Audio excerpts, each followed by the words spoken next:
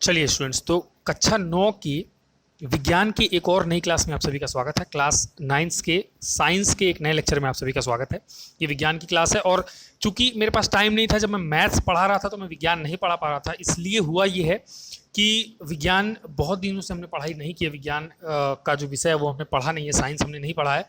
तो एक बार मैं जस्ट आपको याद दिला देता हूँ कि लास्ट लेक्चर में मैंने क्या कराया था। लास्ट लेक्चर में मैंने आपको गति के समीकरण पढ़ाए थे और जैसा कि सभी स्टूडेंट्स को याद होगा, गति के 3 समीकरण थे हमारे पास। एक तो था v बराबर u प्लस ए टी, एक था s बराबर u T plus half A T square, एक था v स्क्वायर बराबर u स्क्वायर प्लस 2as।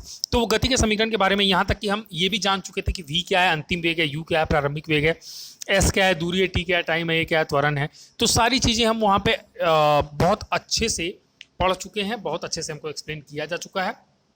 तो अब स्टूडेंट्स वो गति के समीकरण क्या होते हैं वो तो मैंने बता दिया था, लेकिन वो गति के समीकरण कहाँ से आए वो नहीं बताया था। तो आज की क्लास में वही करने वाले हैं। देखिएगा यहाँ पे लिखा हुआ है गति समीकरणों का निगमन, यानी कि derivation of equation of motion. Derivation means होता है निगमन, डेरिवेशन मीन्स निगमन। तो derivation of equation of motion. अब हम गति का जो पहला समीकरण है उसको डिराइव करने वाले हैं कि कहाँ से आया वो जानते हैं। तो प्रथम समीकरण हमारे पास क्या है, फर्स्ट इक्वेशन v बराबर u प्लस ए टी है। देखिए ये प्रूफ करने के लिए कुछ चीज़ें आपको माननी पड़ेंगी। तो देखो ध्यान से, ये जो मैंने लिखा है बहुत ईजी है। माना किसी गतिशील वस्तु का प्रारंभिक वेग u, आप सभी को पता है कि प्रारंभिक वेग को u से दिखाते भी हैं, तथा एक समान त्वरण a है। एक समान त्वरण का मतलब क्या है स्टूडेंट्स, कि अगर 2 मीटर पर सेकेंड स्क्वायर का त्वरण है 1 मिनट में, तो अगले मिनट में वही त्वरण होगा, अगले मिनट में भी वही त्वरण होगा, अगले मिनट में भी वही त्वरण, यानी कि हर 1 मिनट के बाद हमारी गाड़ी की स्पीड 2 मीटर पर सेकेंड स्क्वायर से बढ़ जाएगी। अगर ऐसा हो रहा है कि 2 मीटर पर सेकेंड स्क्वायर से बढ़ रही है और एक एक मिनट में समय अंतराल में समान डिफरेंस आ रहा है, तो फिर एक समान त्वरण कहलाता है। ये मैं एक्सप्लेन कर चुका हूँ। अगर आपको याद नहीं है, आप नहीं समझ पा रहे हो, तो पुरानी वीडियोस को जाके देखो, उसमें त्वरण का पूरा एक लेक्चर लिया है मैंने। एक समान त्वरण, असमान त्वरण, धनात्मक त्वरण, ऋणात्मक त्वरण और बहुत सारी चीज़ें आपको बताई हैं, सवाल भी कराए हैं। तो मैं उम्मीद करता हूँ आप ये समझ गए होंगे। अब देखो आगे कह रहा है कि माना 30 सेकेंड में s दूरी चलने के पश्चात, अब सपोज दैट कि गाड़ी हमारी u से शुरू हुई थी, एक समान त्वरण उसमें a था, कुछ समय बीता, कितना टाइम बीत गया, t टाइम बीत गया, और अब वो गाड़ी कुछ दूरी तय कर चुकी है, गाड़ी कुछ दूर चल चुकी है। और कितनी दूरी तय की है, मान लिया हमने कि s दूरी, हम 10 किलोमीटर 20 किलोमीटर कुछ भी ले सकते थे, लेकिन एक जनरल लैंग्वेज में लिया है कि s दूरी चल चुकी है। और s दूरी चलने के पश्चात वस्तु का जो अंतिम वेग है वो कितना हो गया स्टूडेंट्स, v हो गया है। मतलब u से शुरू हुई, एक समान त्वरण a था, उसमें t टाइम बीता, जाहिर सी बात है गाड़ी की स्पीड बढ़ गई होगी, तो s दूरी उसने तय कर लिया होगा कुछ समय में, t टाइम में, और वो दूरी तय करने के बाद उसका अंतिम वेग कितना हो गया होगा, v हो गया होगा। तब त्वरण देखिए क्या होता है, आप सभी को पता है, त्वरण मैं पढ़ा चुका हूँ। त्वरण मतलब क्या होता है, त्वरण का मतलब क्या होता है, वेग में परिवर्तन बटे समयांतराल, वेग में परिवर्तन बटे समयांतराल। और वेग में परिवर्तन स्टूडेंट्स कैसे निकलता है, वेग में परिवर्तन कैसे निकलता है, अंतिम वेग माइनस प्रारंभिक वेग। ये मैं आपको बता चुका हूँ, ठीक है। अंतिम वेग माइनस प्रारंभिक वेग और बटे समय अंतराल तो रहेगा ही, ओके। तो अब क्या होगा, अब त्वरण बराबर क्या हो जाएगा, आप कह सकते हो त्वरण बराबर, आप कह सकते हो अंतिम वेग। देखिए अंतिम वेग कितना हो गया है, v हो गया है, तो v माइनस प्रारंभिक वेग कितना था, u था, अपॉन समय अंतराल कितना समय लग गया, t समय लग गया, तो वो मैंने लिख दिया t। समय अंतराल यानी कि समय कितना लगा है, उसको स्मॉल t टाइम लगा है, वो यहाँ पे लिखा भी हुआ है कि t टाइम में, t सेकेंड में, ठीक है। तो वो मैंने यहाँ पे रख दिया। और त्वरण को किससे दिखाते हो स्टूडेंट्स आप लोग, एक्सेलरेशन को a से, तो a बराबर आप लिख सकते हो v माइनस, या फिर एक काम करो, ये लाइन क्यों बढ़ा रहे हो आप, यहीं पे इसको कर दो ना, यहीं पे कर दो ना, इसको यहीं पे आप क्या कर दो, इसको a कर दो, a बराबर v माइनस यू, और अपॉन में कितना हो गया, t हो गया, ठीक है। अब आगे चलो, तो इसके बटे 1 करके क्रॉस मल्टीप्लाई कर लो, तो ये v माइनस यू का 1 से गुणा होगा तो क्या हो जाएगा, v माइनस यू ही हो जाएगा, और बराबर a का t से गुणा होगा तो a t हो जाएगा।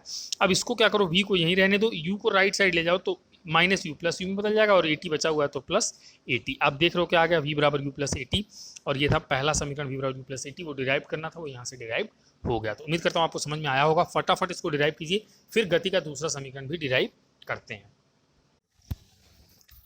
चलिए आगे चलते हैं, गति का दूसरा समीकरण प्रूफ करते हैं। देखिए द्वितीय समीकरण हमारे पास सेकंड इक्वेशन है, क्या है, s बराबर U T plus half A T square. इसको प्रूफ कर, इसको डिराइव करना, सॉरी प्रूफ नहीं डिराइव करना है, इसका निगमन करना, कैसे आया ये जानना है हमें।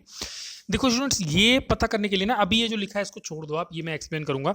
देखो ये प्रूफ करने के लिए मुझे एक फॉर्मूला लगाना है, सॉरी, चाल बराबर दूरी बटे समय। चाल बराबर दूरी बटे समय। ये दिखने में तो बड़ा आसान सा फॉर्मूला है, ये क्लास 9th में या 10th में 8वीं में भी बच्चों को पढ़ा दिया जाता है, लेकिन इसका एक जो मेन पार्ट है वो बच्चों को नहीं एक्सप्लेन किया जाता क्योंकि छोटे बच्चों को समझ में नहीं आता है। लेकिन आप 9th में आ गए हो, मैं उम्मीद करके चल रहा हूँ कि शायद आप समझ पाओगे। देखो ध्यान से, ये चाल बराबर दूरी बटे जो समय है, या फिर आप यूँ कह लो कि गति बराबर विस्थापन बटे जो समय अंतराल है, सॉरी वेग बराबर चाल को अगर सदिश राशि में बदल तो वेग हो जाता है, वेग बराबर क्या हो जाता है, विस्थापन बटे समय अंतराल। ये फॉर्मूला भी है।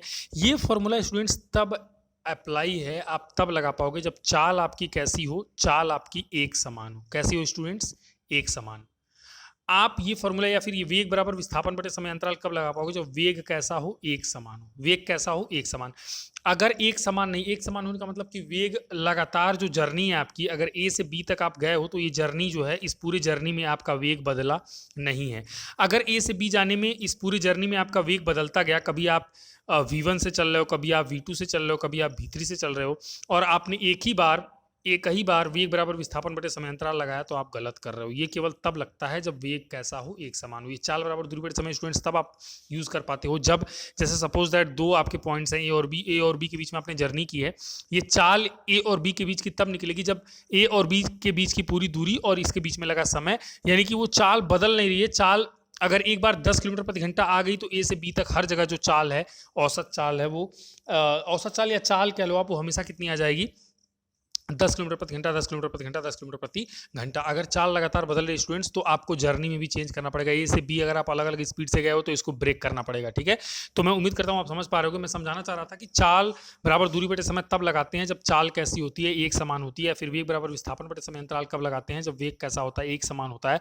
तो ये वाली चीज ज़्यादातर लोगों को पता नहीं होती है और ये फार्मूला लगा देते हैं। आमतौर पे जो क्वेश्चंस दिए होते हैं उसमें भी मेंशन नहीं होता, लेकिन अंडरस्टूड होता है कि चाल अगर पूछ रहा है तो एक समान है, वेग अगर पूछ रहा है तो एक समान है, ठीक है। या फिर चाल दिया हुआ है तो एक समान है और वेग दिया हुआ है तो एक समान है। पहले उसको हम चेक करेंगे कि हम यहाँ पे हमारी चाल एक समान हो रही है कि नहीं। अगर होगी तो फिर ये फार्मूला लगाएंगे, और ये फार्मूला लगाते ही अपने आप ये जो हमारा प्रूफ है गति का जो दूसरा समीकरण सेकेंड इक्वेशन है, क्या एस बराबर UT plus half eighty square, ये प्रूफ हो जाएगा। और एस वैसे भी स्टूडेंट्स क्या है, दूरी है। एस क्या है, दूरी है। तो इसीलिए मैंने दिमाग लगाया, मैंने सोचा कि एक काम करता हूँ, दूरी वाला कोई फॉर्मूला निकालता हूँ, और दूरी वाला केवल एक ही सबसे आसान फॉर्मूला मुझे दिख रहा है, चाल बराबर दूरी बटे समय। तो ये लगा के मैं देखूंगा कि ये प्रूफ हो रहा है कि नहीं हो रहा है, ठीक है।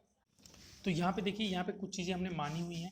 जैसे कि पहले तो माना गतिमान वस्तु का प्रारंभिक वेग u है। आपको भी पता प्रारंभिक वेग को u से दिखाते हैं। तो सपोज कर लो कि u है और एक समान त्वरण जो है वो a है। एक समान त्वरण कितना है, वो a है। एक समान, मैंने कह दिया एक समान की बात हो रही है। समान होगा तो फिर फॉर्मूले लगा नहीं पाओगे आप।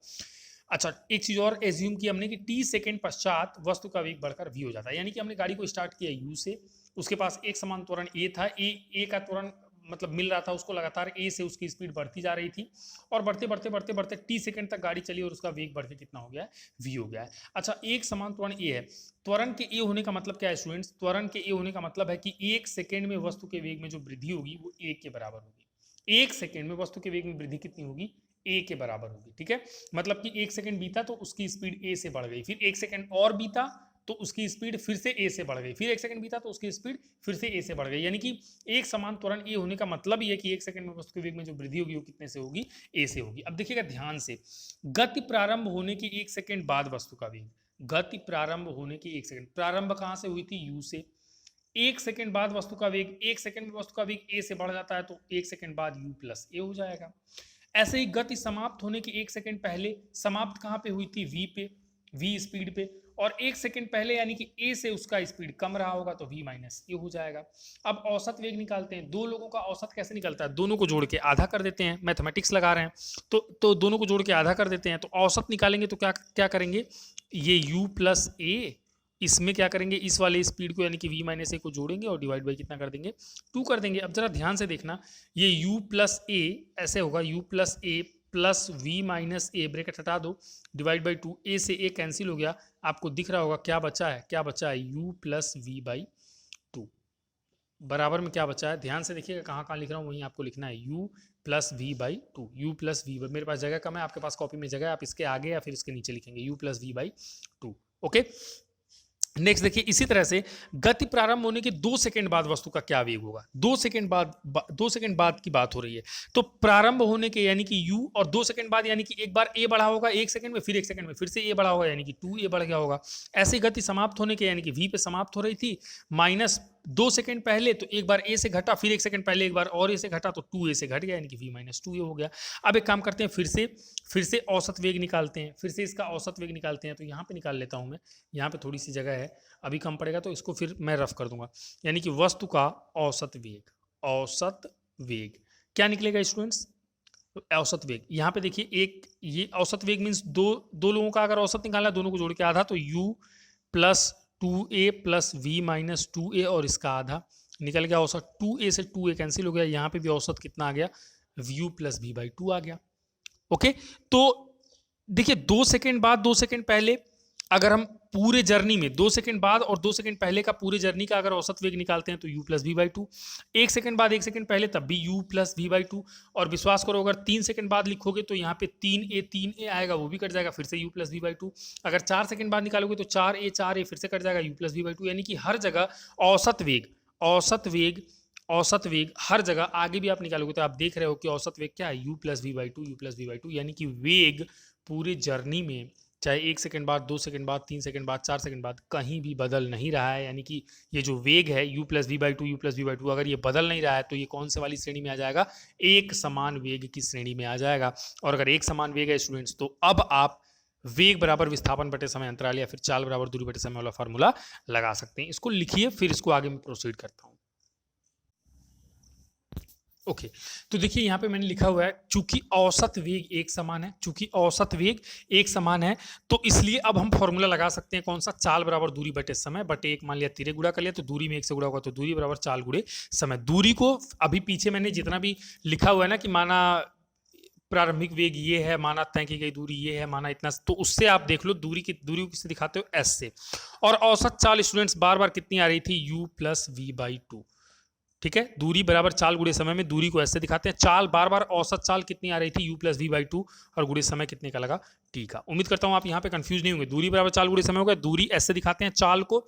औसत चाल हम बार बार निकाल रहे थे, मैंने कहा जब एक समान चाल होगी तभी ये फॉर्मूला लगेगा, तो वो निकल के आई थी कितनी? u प्लस वी बाई 2, और समय कितना?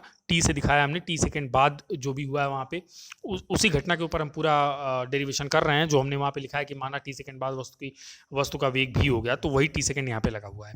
अब इसको थोड़ा सा और सिंप्लीफाई करिए। कैसे सिंप्लीफाई होगा भाई? तो ये देखिए, s बराबर ये u प्लस, अभी थोड़ी देर पहले पहला समीकरण हमने प्रूफ किया ना, v बराबर u प्लस एटी, तो यहाँ पे रखिए v बराबर क्या होता है? u plus eighty. v की वैल्यू यहाँ पे मान रख दिया, डिवाइड बाई 2 कर दिया, और मल्टीप्लाइड बाई v कितना कर दिया? t कर दिया। ओके, अब देखिएगा तो ये कितना हो जाएगा? s बराबर u प्लस u मिलके 2u हो गया, प्लस एटी है। अच्छा एक काम करते हैं, चलो u प्लस यू मिलकर 2u plus a into T है, और इस पूरे में मल्टीप्लाई हुआ है t से, और डिवाइड बाई में कितना है? 2 है। ओके, अब एक काम करिए, t अंदर भेज दीजिए, तो s बराबर क्या हो जाएगा? 2ut plus a into T का स्क्वायर, और कुल के बट्टे में कितना है? 2 है, तो वो भी लिखिए। अब s बराबर, देखिए कुल के बट्टे में 2 का मतलब इसके भी बट्टे 2 है, इसके भी बट्टे 2 है, तो एक काम करिए इसको अलग अलग कर दिए। 2ut डिवाइड बाई 2 भी है, और plus eighty square divide by क्या है? 2 है। 2 से 2 कैंसिल होता दिख रहा है, तो s बराबर यहाँ पे क्या बचा? ut, प्लस यहाँ पे क्या बचा? 1/2 अलग कर लिया, और ऊपर क्या बचा? Eighty square. ये लो, इसलिए ये भी s बराबर ut plus half eighty square यहाँ पे आ गया, ये भी डिराइव्ड हो गया। तो इसको जल्दी से करो, फिर तीसरा वाला भी प्रूफ करते हैं, मतलब डिराइव करते हैं। ओके, थर्ड वाला कर लेते हैं। तीसरा समीकरण, थर्ड इक्वेशन क्या है? वी स्क्वायर बराबर यू स्क्वायर प्लस 2as। इसको प्रूफ करते हैं, डिराइव करते हैं। अच्छा, इसमें देखो v आया है ना, v बराबर यहाँ पे u स्क्वायर में आया, वी स्क्वायर बराबर यू स्क्वायर प्लस 2as, तो ऐसा लग रहा है जैसे v बराबर u प्लस एटी से कुछ हो सकता है। तो यहाँ पे काम करते हैं, चूंकि पहला समीकरण हमें पता है v बराबर क्या होता है? u plus eighty. ओके, अब एक काम करते हैं, स्क्वायर बोथ साइड, यानी कि दोनों तरफ वर्ग कर दो। स्क्वायर मीन्स दोनों तरफ का वर्ग करने पे, तो क्या हो जाएगा? v का स्क्वायर हो जाएगा बराबर, स्क्वायरिंग कह सकते हो, स्क्वायरिंग बोथ साइड, है ना? स्क्वायरिंग बोथ साइड मैं बोल दे रहा हूँ, यहाँ पे थोड़ा सा साफ नहीं लिखा है, तो फिर भी आप समझ जाओगे। स्क्वायरिंग बोथ साइड, तो v स्क्वायर बराबर क्या हो जाएगा? u प्लस एटी, और अलग अलग नहीं, इस पूरे का होल स्क्वायर होता है भाई। जब भी देखो स्क्वायरिंग बोथ साइड, तो इसका स्क्वायर हो गया बराबर इस पूरे का क्या करना पड़ेगा, स्क्वायर करना पड़ेगा। इसको ओपन करो तो वी स्क्वायर बराबर ए, इसको ए मानो इसको बी मानो, तो क्या हो जाएगा A square plus B square plus 2 into A into B, यही होगा, यही होगा। अब बी स्क्वायर बराबर क्या है, यू स्क्वायर तो है ही, प्लस प्लस इसमें से कुछ करना पड़ेगा। एक काम करते हैं, इसमें से इन दोनों में से 2a कॉमन लेते हैं, 2a कॉमन लेते हैं। क्यों ले रहे हैं, क्योंकि हमें प्रूफ करना वी स्क्वायर बराबर यू स्क्वायर प्लस 2as, तो वी स्क्वायर बराबर यू स्क्वायर प्लस, तो आ ही गया, यहां तक तो आ ही गया। अब 2as बच गया, तो 2a आना चाहिए था, तो इसमें से 2a कॉमन लेता हूं, देखता हूं क्या बचता है, कि क्या यहाँ पे s आता है, तो आ जाएगा शायद, देखिएगा 2a यहाँ से कॉमन, यहाँ पे तो 2 है नहीं, तो एक काम करो इसको 1/2 दे दो, 1/2 देखो तो 2 से 2 कट के यहाँ पे कुछ भी नहीं बचेगा, और एक a तुमने यहाँ से कॉमन लिया तो एक a बचेगा, और t स्क्वायर तो दोनों बच जाएगा, प्लस यहाँ से देखो 2 तुमने चुरा लिया, a भी तुमने चुरा लिया, तो क्या बचा u t बचा। और इसको ध्यान से देखो, इसको ध्यान से देखो, ut plus half A T square, ut plus half A T square, ये क्या होता है, ये होता है s बराबर ut plus half A T square, ये अभी जस्ट मैंने प्रूफ किया है। तो ये पूरे को हटा के मैं क्या लिख सकता हूँ, s लिख सकता हूँ, तो यहाँ पे हो जाएगा वी स्क्वायर बराबर यू स्क्वायर प्लस 2a, ये जो पूरा यहाँ पे एक्सप्रेशन लिखा हुआ है, ये अभी s बराबर ut plus half A T square होता है, तो ut plus half A T square हटा के मैं s लिख सकता हूँ, अभी जस्ट प्रूफ किया मैंने, तो ये हो जाएगा वी स्क्वायर प्लस 2a, यहाँ पे क्या लिख दिया मैंने s, तो ये भी लो डिराइव्ड हो गया। ठीक है, उम्मीद करता हूँ आपको समझ में आया होगा, फटाफट इसे भी लिखो।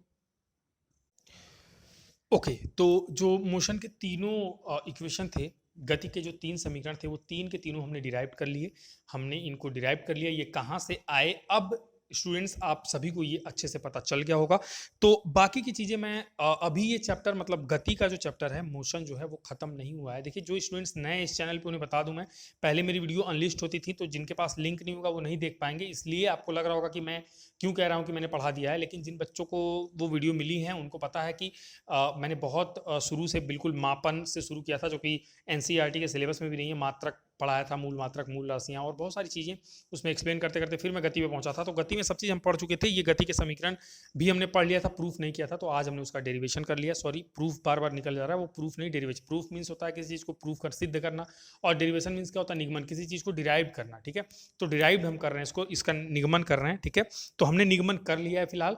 तो अब चूंकि अभी हमारा गति का जो समीकरण है, ये डेरिवेशन के बाद, निगमन के बाद भी पूरा टॉपिक खत्म नहीं हुआ, इसमें कुछ एक स्पेसिफिक केसेस हैं, यानी कि विशिष्ट कुछ एक कंडीशंस हैं, विशिष्ट परिस्थितियां हैं, उनके बारे में भी हम पढ़ेंगे, उनके बारे में भी जानेंगे, लेकिन वो नेक्स्ट क्लास में। आज के लिए इतना ही, फिर मिलेंगे एक नई वीडियो में एक नई क्लास के साथ, तब तक के लिए धन्यवाद।